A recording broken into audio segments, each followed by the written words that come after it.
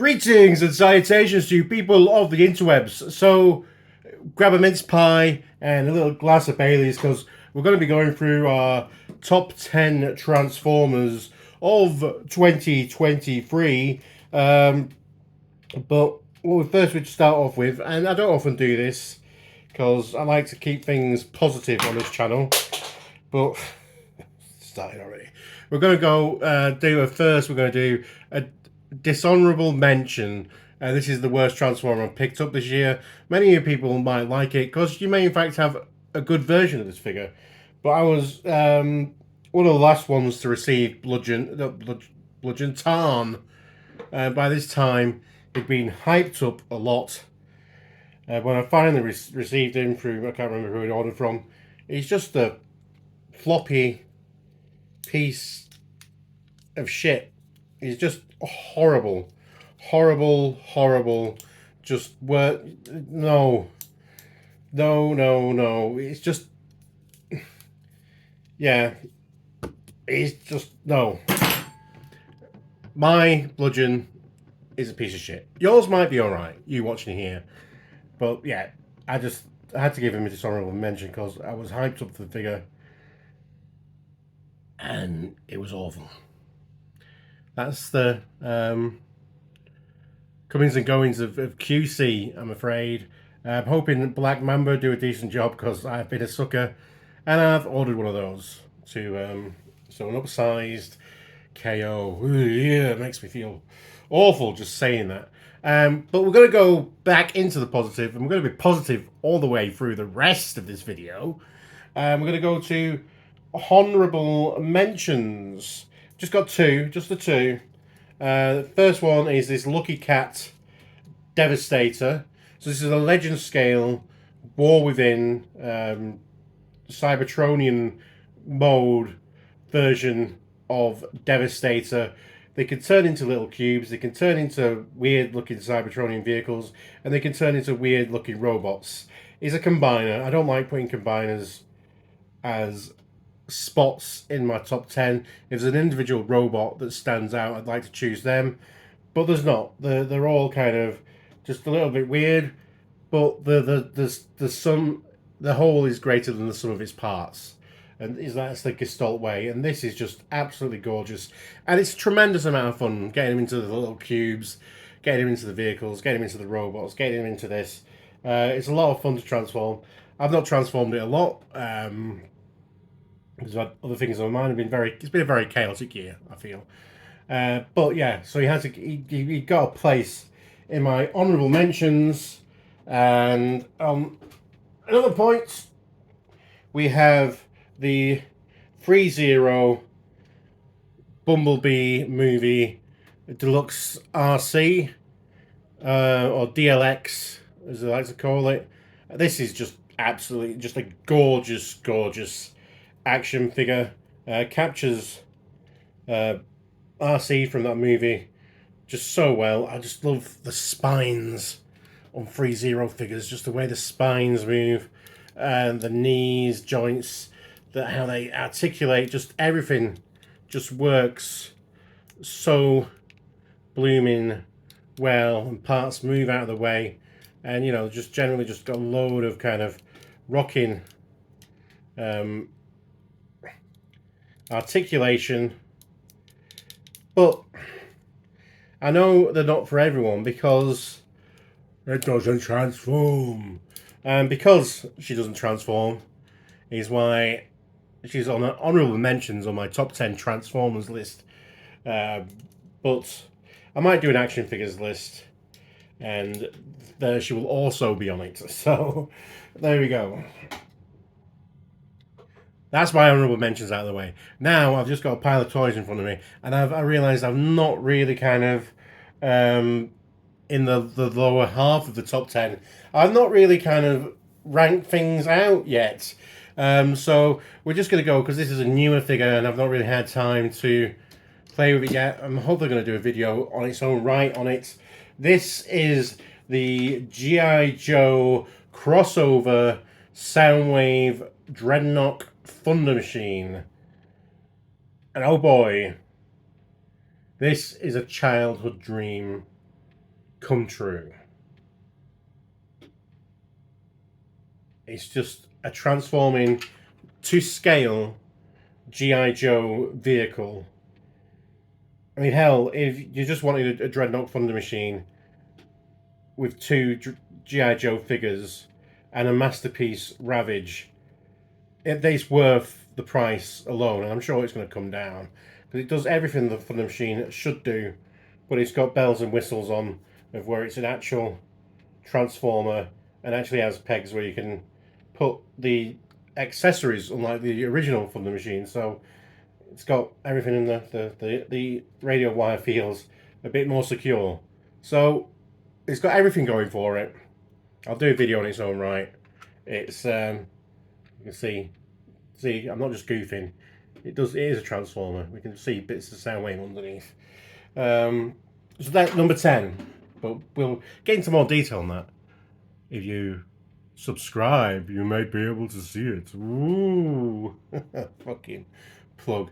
Yeah, like, comment, and subscribe. Apparently, the YouTube algorithm at the moment quite likes it if once you've watched someone's video, if you go onto another one of their videos straight away afterwards, they quite kind of like that as a way to indicate if people are doing a good job and actually, you know, help boost their algorithms if you do it that way. Okay, so that is number 10. So after number 10, we get number 9. Number 9, number 9, number 9. Keeping it alive, Johnny 5. Yeah, sure. Hell, why not?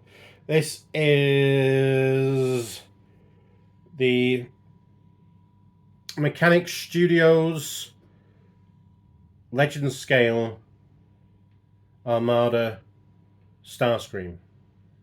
Now this does everything that I was going to say it was Voyager scale Armada Starcream did, but better, and it's at a Legend scale. Again, my Armada Starscream was also a floppy piece of shit, so I had much luck with the old Hasbros this year. And yeah, it just looks gorgeous. It's a lovely, just nice to see the people doing Legend scale who we've mostly been getting these very kind of G1 accurate, G1 cartoon accurate figures that occasionally have repaints to make them look a bit more cartoony, etc. But it's good to see them move out of that comfort zone and start exploring other parts of the Transformers brand, as it were. So that's Armada Starscream at number 9. At number 8, let's see, have I counted correctly? Oh, this is a bit embarrassing. Okay, we're going to go for ModFans Ruler. This is their take on Roller at Masterpiece level. I got this guy practically for free using Show Z points, and he's just come out of nowhere. It's a take on a transforming version of Optimus Prime's Roller. The paint's gorgeous, the articulation's brilliant. He's got a very kind of plain, but, you know, look, sturdy Transformers face, and just looks the part, you know, pretty much zero kibble. Got nice bits of, you can see the bits of the transform, you know, what it transforms into in the right places. And so generally they've just done a really good job of creating their own Transformer from Optimus Prime's Roller Drone. So that's, yeah, so that's why is number 8.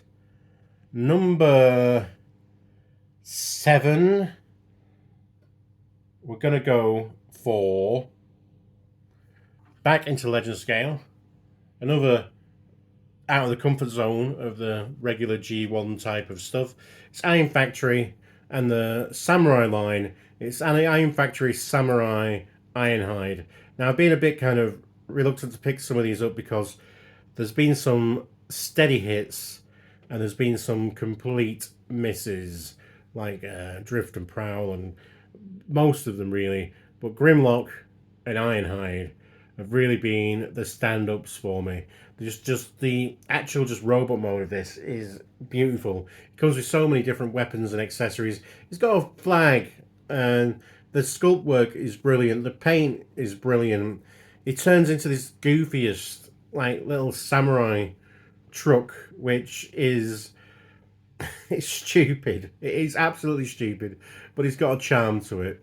Um, and it does work better than some of the other Iron Factory transformations, which are just kind of lying figures over and just trying to hide bits. So that's him at number 7. At number 6, we're gonna go for Studio Series Snarl. Now this is more like it. What they've been doing with the Dinobots in Studio Series is just fantastic. And Snarl benefits of being probably the best looking of the Dinobots. Or the most, the one who is proportions as a bipedal man just works the best. I think, he's got that big heroic chest, the arms that are the right length, nice beefy legs, and this kind of the Stegosaurus tail that splits in half and, becomes this regalia behind him. Yeah, and he's got this stern face sculpt. The sculpted detail, if they were to put his Autobot symbol, does not match the size or shape of the Autobot symbol they've put on him. And I just think that's kind of a goof. But I wish they'd kind of had it so it would have been the correct size. So now he's just got an indentation for a symbol, and then his symbol just doesn't fit on it. Well, it's just too small for it. But other than that, it's just a really solid, fun transformation. Oh, come on, just show us Swoop. Show us Swoop, Hasbro. Oh. So then we're into the top 5 all of a sudden.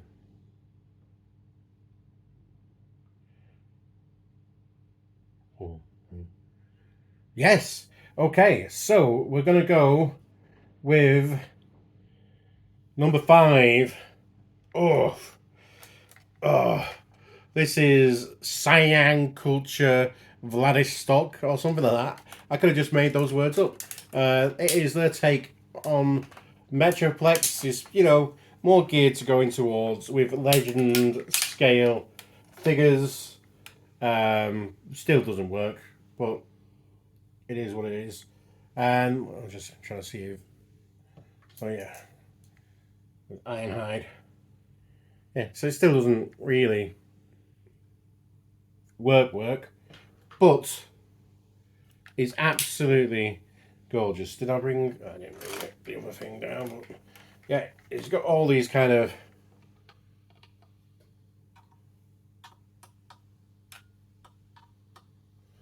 light up features.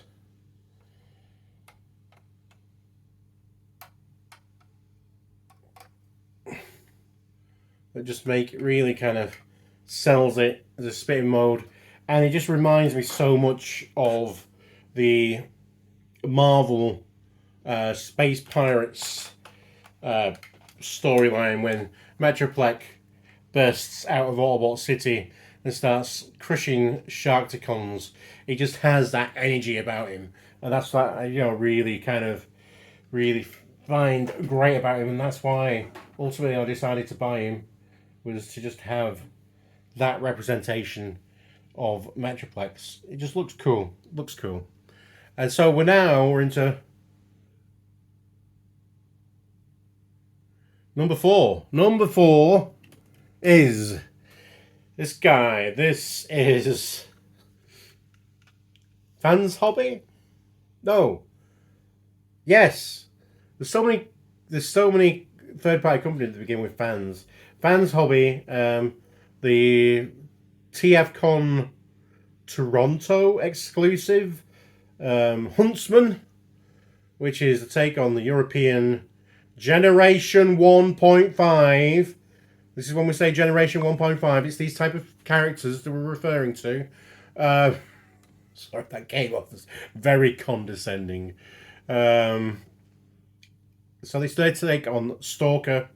Love the colours. Love how they've remolded Double Dealer to become Huntsman. And he's just generally a really solid, really colourful, really kind of show-stopping, standout Transformer. Really kind of, yeah, really kind of. He does all the kind of really kind of things. He's not really kind. He's an evil man, but he just presence. It has presence. And then number 3, we're gonna go for who are doing absolutely fantastic work in the realms of season 2 and onwards Beast Wars figures. It is Trans Arts. I was going to call them Trans Hobbies because, you know, everything's something hobbies these days. Metal Spider, or Motor Spider, I can't remember what they actually called him.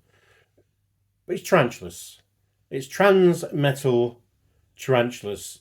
Absolutely gorgeous. This is, when you say about doing a CGI cartoon accurate, toy accurate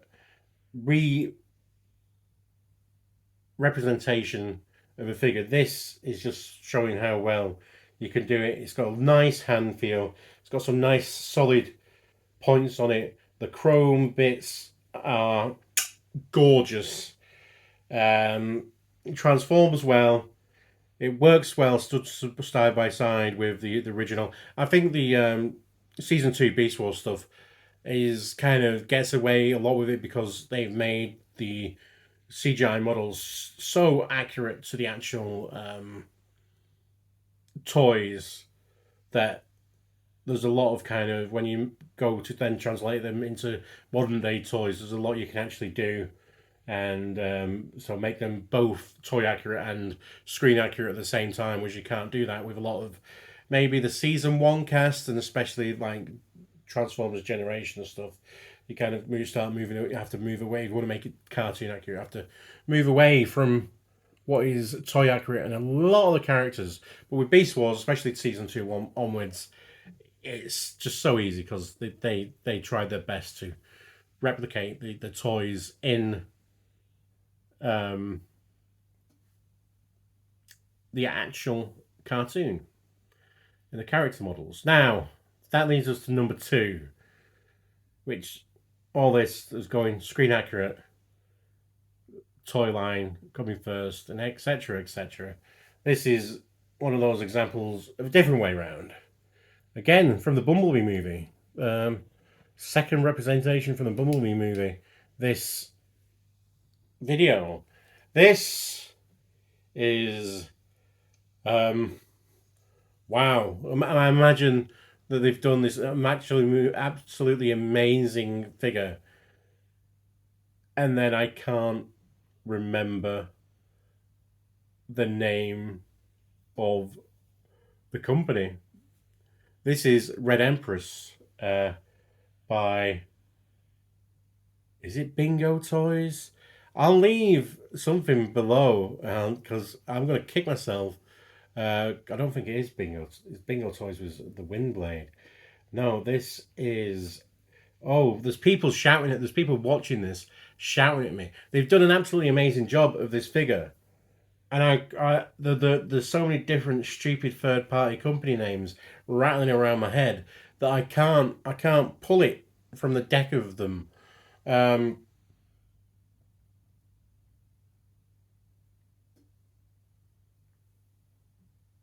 They've done Adrift. Metagate. There you go. I got there in the end. Metagate. Red Fantasy. I just keep calling Red Emperor. This is their take on the Bumblebee movie Shatter. And oh my lord, just look at the presence this has in robot mode. And like in the movie, it's a triple changer. Now, a lot of the times I'm reluctant to use this phrase because people say things like, "Oh, it's witchcraft," or it's magic. And while we could say that, I think sometimes that just kind of hand waves away the fact that what this is the pinnacle of Transformers engineering. It's not magic. It's not witchcraft. People have done this. People have designed this. They've seen the two vehicles and the robot, and they've found a path to make them all as screen accurate as possible. And it works.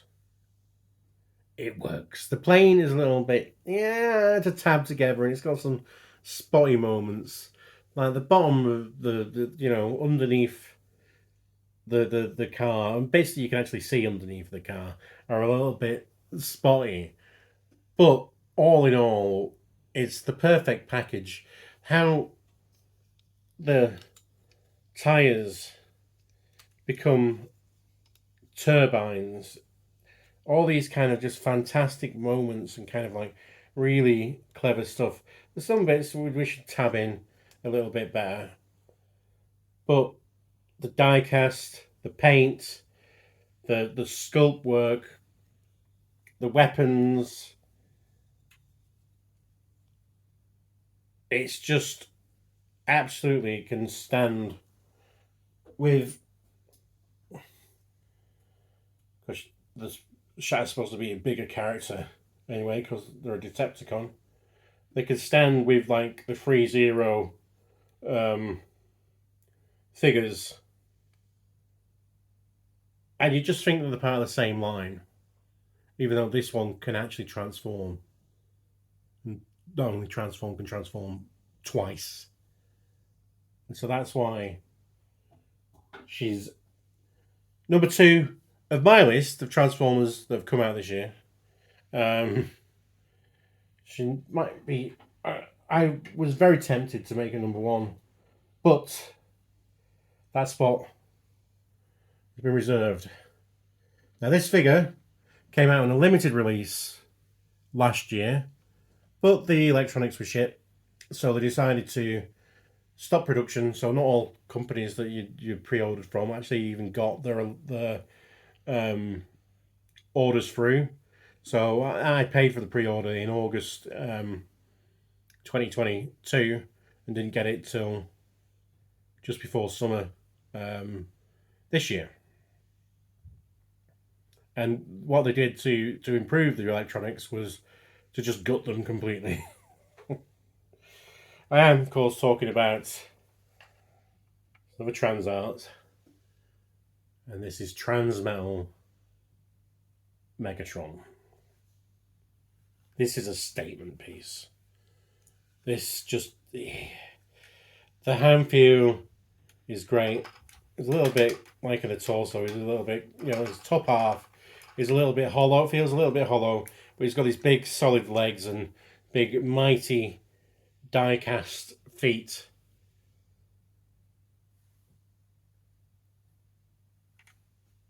Just look at that. Just look at it. I don't care he's got 2 tails. Why is that a fucking problem? But is the way he's got 2 pairs of that T-Rex hands. So they've got these ones you have to move in if you want to have the little finger blasters. Hey, but he's Transmetal Megatron, and this is probably one of my favorite Transformer characters. In my favorite one of his designs that he had in the Beast Wars show, a recreating of a figure that I've had, since it came out. I've had the Transmetal Megatron, and now he's stood on a shelf, and I fear to ever really touch it again because of how fragile it can be. The horror stories, the well, it's gold plastic syndrome, but it's actually the brown plastic that breaks. So it's just a misnomer at that point. What are we talking about? Let's talk about this figure. The articulation, again, just the face sculpts, the chest sculpt, the paint, the chrome, the copper. He just stands on a shelf and just looks like a boss. Boss of the Decepticons. And that's why he's my number one. A lot of it is personal bias. I'll admit, there's a lot of these figures that do stuff better than what he does.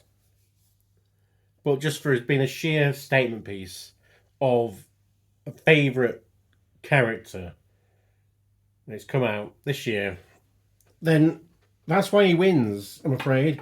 Because when you make a list, it has to be, in the end, come to personal bias. We could all do it a very scientific way of measuring what is the best Transformer, but then everyone's list would be the same. So we have to have personal bias. That's why it's my number one. I hope you've enjoyed this as much as I've enjoyed having a little chat with you. Hopefully I'll do a video on that Dreadnought guy. I don't think I've done a video on any of this top 10. So that was unlike most years where you probably know how it was going to go forward. It's all been probably a bit of a surprise for you. So there's that. With that, be excellent to each other. Party on, dudes, to 2023 and 2024 and beyond. Until next time, let's what do we do now? I said I was stopping doing this, but I've clearly not. Let's bump across the screen, shall we? Bestow!